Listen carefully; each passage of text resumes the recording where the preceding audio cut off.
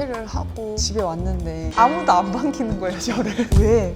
너 그럼 뭐 먹고 살 건데? 뭐라도 먹고 살겠죠. 사업을 한번 해보고 싶다. 로또인가 싶을 정도로 4, 50억대 가품들이 풀린 거예요. 바꿔줘야 되는 거 아니냐, 본사가. 아니, 본사도 지금 가품 때문에 피해오는데 내가 이것까지 어떻게 변상을 해주냐. 그래서 네, 안녕하세요. 장기린 장수영입니다. 오랜만에 여러분 또 다시 인사드립니다. 장기린의 배드민턴이 잘하고 있다가 제가 교통사고 때문에 잠깐 멈췄었는데 새로운 팀을 만났습니다, 여러분. 구세주가 나타났어요. 또 열심히 재밌게 할 거니까요. 많이 지켜봐 주세요.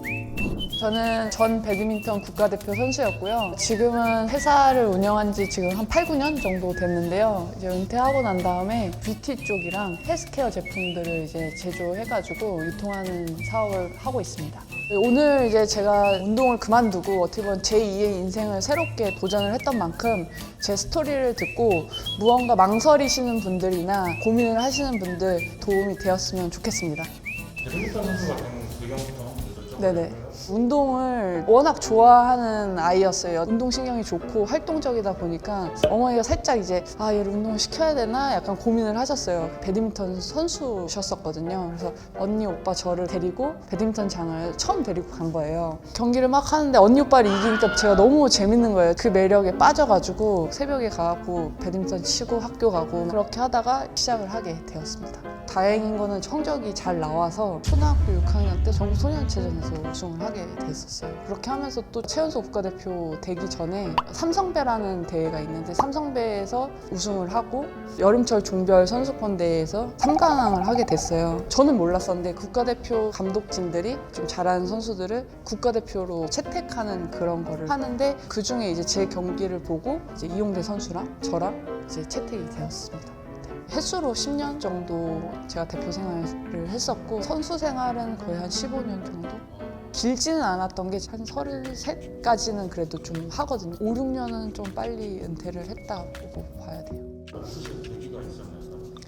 일단 이제 선천적으로 태어나기를 오른쪽 무릎이 슬개골이 2개로 쪼개져 있어요. 태어날 때서부터 항상 운동을 하게 되면 이제 아픈 무릎이었고 결정적으로 이제 제가 의료 사고가 있었는데 팀닥터가 이제 가다 투여를 해갖고 발이 좀 괴사가 됐어요. 신경이 다 녹아가지고 뭐 걷지도 못할 정도로 그랬었는데 신경이 살아나기까지가 1년이 걸렸었어요. 그때가 이제 대학교 3학년에서 대학교 4학년이었는데 중요한 시기에 다치다 보니까는 정신적으로 너무 힘들었었고 목표나 모든 게 다 사실 흐릿해진 거예요. 선수가 문제가 아니라 일반적인 생활을 못할 정도로 발이 다쳤다 보니까 그만둬야 되나 했는데 끝까지 이제 포기하지 말고 한번 해보자 해서 도전을 해가지고 극복을 어떻게 보면 해냈고 3개월 만에 다시 대표 선발전 있는 거에서 몸 만들어서 다시 또 대표팀 들어가긴 했어요. 대표팀 훈련을 하는데 이게 발이 이미 한번 망가진 발이다 보니까 못 쫓아가는 거예요. 이제 염증 나고 뭐하고 움직임이 망가질 수밖에 없게끔 되니까 심각하더라고요. 뭐 수술을 해야 되거나 여러 가지의 그 선택폭이 있었는데 많이 늦었다고 생각이 들었었어요. 선수를 계속 할 건지 이걸 포기하고 다른 삶을 개척해서 살아볼 건지에 대한 두 가지의 생각을 제가 좀 많이 했던 것 같아요. 그때 당시에. 은퇴를 하고 집에 왔는데 아무도 안 반기는 거예요, 저를. 정말 저 그때 충격 먹어가지고. 싸늘한 그런 느낌. 네. 어머니는 더 충격이셨나 봐요. 왜? 막 너 그럼 뭐 먹고 살 건데? 막 약간 이런 거? 뭐라도 먹고 살겠죠. 이러면서 강한 포부로 나왔는데 세상의 벽이 이렇게 치열할 거라고 생각 못하고 그냥 도끼로 나왔던 것 같아요, 그때. 준비가 된 상태에서 이렇게 시작을 하신 거예요?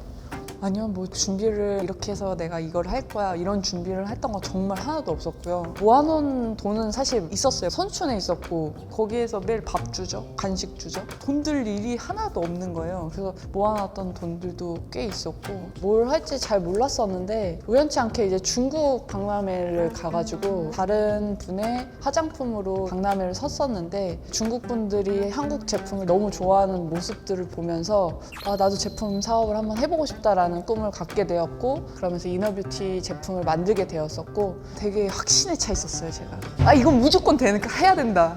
의심의 그거를 가진 게 하나도 없고 이제 가족들이 조금 만류했죠. 괜찮겠어? 약간 이런 걱정 그런 것도 있었는데 저는 오히려 이렇게 해야 이게 무조건 돼요. 오히려 설득해서 해야 된다. 약간 이런 게 조금 강했던 것 같아요. 그때는 되게 까불었죠. 좀 많이 까불었던 것 같아요. 네. 어느 정도 인기였냐면 하루에 미팅을 10명을 만났었어요. 매일매일 다른 사람들로 한 달 동안 제품 설명해달라고. 뭐지? 약간 로또인가 싶을 정도로 말도 안 되는 일이 사실 벌어졌던 거예요. 그래서 이런 게 먹히겠다, 이거 잘 될 것 같은데 약간 이런 것들을 보는 기획이 조금 저는 있는 것 같아요. 보니까.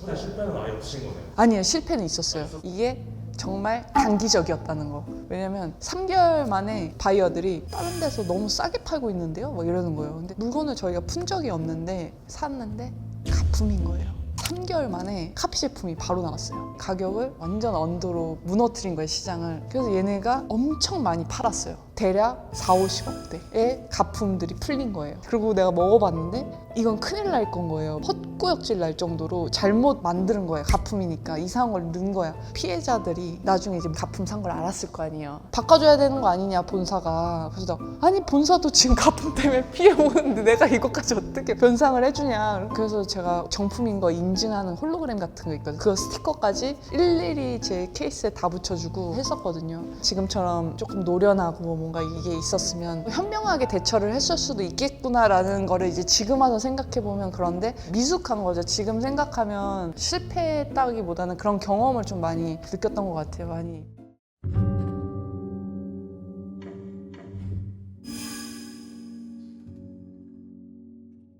아, 내가 이제 진짜 죽는 거구나. 그러고 눈을 감았어요.